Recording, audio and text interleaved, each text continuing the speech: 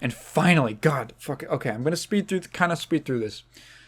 I finished Quantum Conundrum. What did I think of it? I enjoyed it. That's it.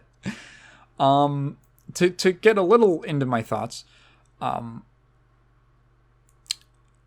if you liked Portal, you will like Quantum Conundrum. If you liked the gameplay of Portal, I should say. And I think that's kind of the thing that Portal has over Quantum Conundrum, over QC, is that Portal has a very compelling storyline, and a really interesting storyline, even if you're not much of a puzzle gamer. Even if you're not super into solving the puzzles and everything, you can, the writing is very witty, and the interactions between the characters, the very few that there are, mostly, just GLaDOS or Wheatley talking to you and stuff like that. It's very like compelling and interesting. Like, you can watch someone play Portal and it's enjoyable in that kind of a way. Like that can kind of carry a lot of the game, right? It gives it a lot of soul, I want to say. Quantum Conundrum kind of has this issue where there isn't much of a story in there. Like, for as simple as Portal 1 is, there's like a real progression throughout it. It's okay, it starts out, you think everything's normal, but there's these kind of hints that something's amiss. There's these sort of like dark little kind of references to these sort of dark things in the background that could be going on. Some of maybe the history of the facility. Why are there all these, observation windows, but there's nobody watching me, right?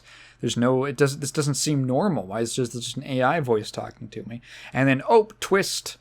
And then, super tense third act. And it's great. It's a great, compact little experience. Portal 2 has just a way bigger scale. It starts out one way. There's kind of like a midway twist where there's a villain switch up. Now you got to work with the villain, like the previous villain. And I always love that. I love, it's one of my favorite tropes, is the villain and the main character having to work together. I love that. And you still get all these interactions. Like, it's very, like these kind of like dynamic interactions between you and GLaDOS and Wheatley and all this stuff going on. Quantum Conundrum is kind of just like the puzzles, and while you're solving the puzzles, there's a guy talking to you. And it's like, it's lighthearted, and, the uncle character, he's got some quips and some references, and he's definitely like, he's not boring per se, but like, there's not much of like a thrust. There isn't really that much conflict in the story besides the basic setup, right? Like, he's trapped in this like weird dimension and you have to save him. You have to like figure out how to get him out of there by solving physics puzzles. And then after that, it's pretty much just, he tells you things, and then he kind of walks you through the game and gives you some hints here and there. And that's kind of it. And then the game sort of ends. Well, there's like a bit of like, tension, climax, something's going wrong at the last minute, and that stuff was kind of neat. It lasts all of 10 minutes. And then it's over kind of suddenly. It ended a little suddenly, to be honest. And it's weird because I feel like gameplay wise it's actually really cool.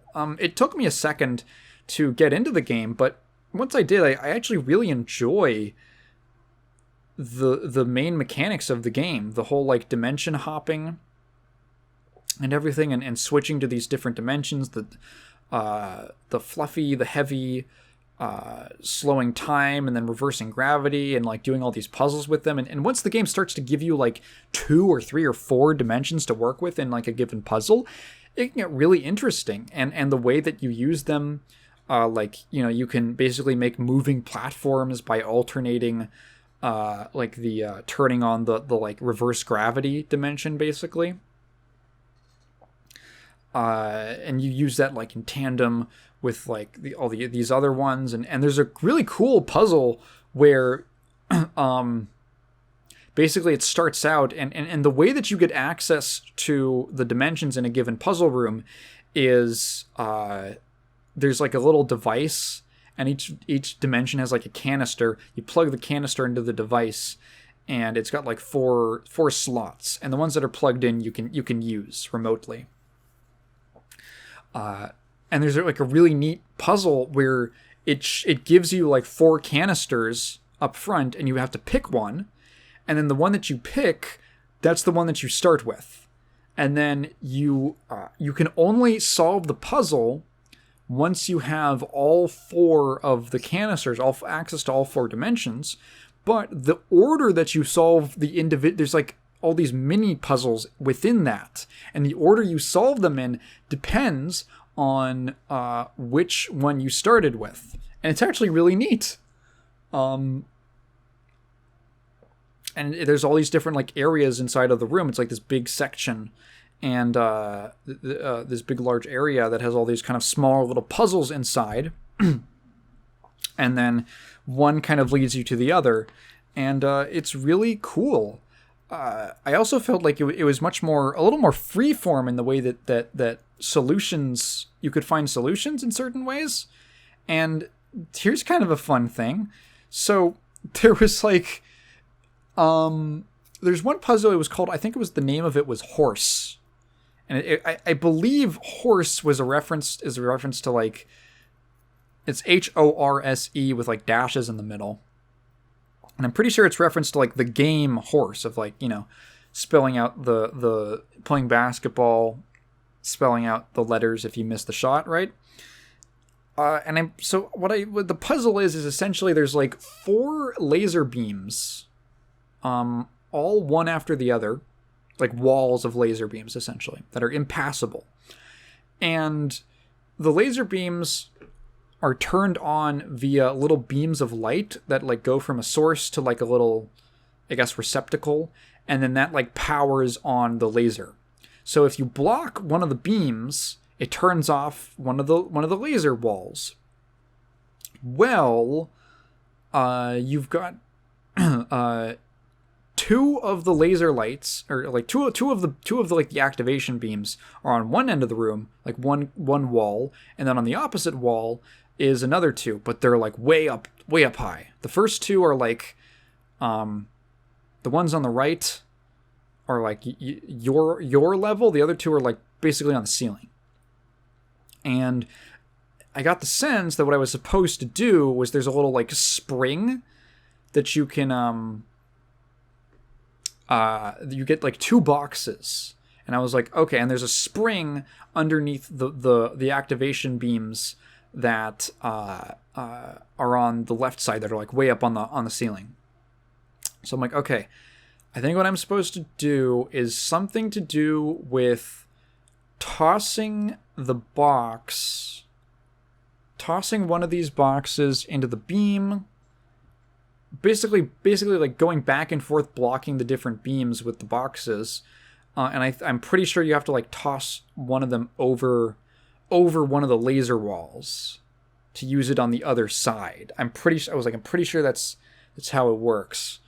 And then I just kind of struggled with it for a few minutes, and then I just kind of checked, and what I was able to do is you have access to the slow motion dimension in this, which is basically like, because the box passes through the beam so quickly that there's only like a very small amount of time that it's actually deactivated. And it doesn't like deactivate all at once. It'll basically be like the laser stops being produced, and there's like a gap, and then when it turns back on, the laser starts shooting again, but there's still like this gap that's basically traveling to the wall. And I realized, I was like, wait, can I do this?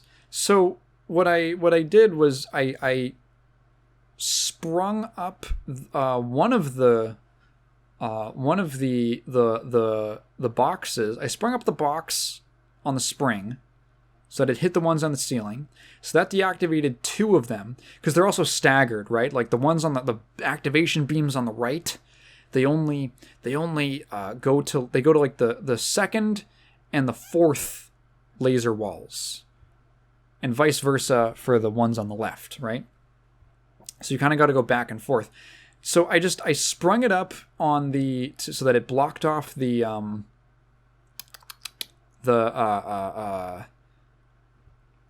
first and the third walls. So those got like, there was a little gap traveling along those for a second, and you slow down as soon as it touches the beams, right? And then I just kind of walked over, and in the slow motion, just kind of like jumped up and down to block off the beams on the right-hand side a little bit. And then I just kind of walked through the gaps in every wall, and I did that to the end of the room. And I was like, oh, was I supposed to be able to do that? I feel like I'm cheating. I feel like I only used one of the boxes that they gave me. I feel like I'm supposed to use both of them and like do a thing where I toss one over and slow down time and like run through. And no, I just like used one and then just blocked some off myself and just used the slow time to like run through all of them. And in some way, you might look at that as like a flaw. I think it's kind of fun. I kind of started to enjoy it. It's a very open system in a lot of ways. And I actually, and this was kind of fun for me. I was curious about this, so I just asked Kim Swift on Twitter. Because that's a thing you can do. It's crazy. You can just ask people things on the internet, and they might get back to you. And she did. And I was like, oh, she doesn't tweet very often, but she got back to me like fairly quickly.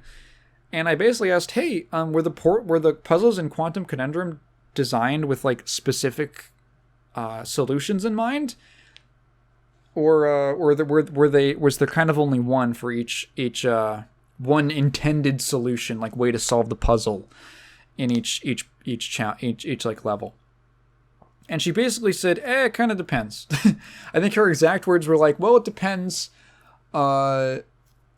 Anything can happen in like a physics puzzle. And I was like, oh, cool. She was really cool about it, and she was nice. And I was like, oh, cool, thank you. Because some of these, it feels like I'm cheating. Because also, like, compared to Portal, like, a lot of puzzles in Portal, I finished, and I don't know what other way I would have completed it. Like, I can't think of any like puzzles in Portal 1 or 2 where the solution was even kind of open-ended. Like, yeah, there's maybe different orders that you can do things in, but like taking like a completely different route, like not even using one of the tools they give you, like that beam like laser wall puzzle I just described.